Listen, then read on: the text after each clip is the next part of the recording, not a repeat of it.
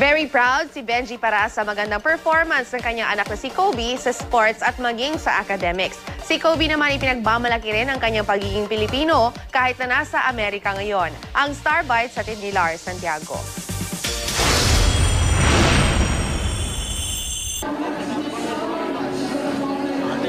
Proud father si Benji para sa kanyang anak na si Kobe na ngayon ay nag-aaral sa isang high school sa Los Angeles, California. Kaagad napansin si Kobe dahil sa ipinapakita niyang galing sa basketball bilang member ng basketball team ng kanyang eskwelahan.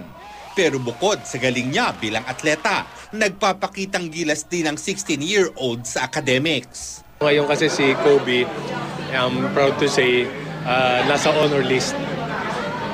Kaya so I'm very, very proud of him, not being an athlete but being a good student. Sa kanila ron, hindi ka naman pwede mag-college ng mababa grade mo eh. So as early as now, talagang nakatutok sa kanila and tinitingnan talaga yung grades nila. Natutuwa rin si Benji na kahit sa ang interview ni Kobe, ipinagmamalaki niya ang pagiging Pilipino. Hindi nga pinalampas ni Kobe ang pagkakataong sumuporta kay Manny Pacquiao nang idaos ang premiere night ng docu-movie na Manny sa Hollywood. It's just really amazing knowing that something like this big is happening right now. Like, it really makes the Filipino people happy and makes me happy knowing that we have this kind of pride of Filipinos. Lars Santiago, GMA News.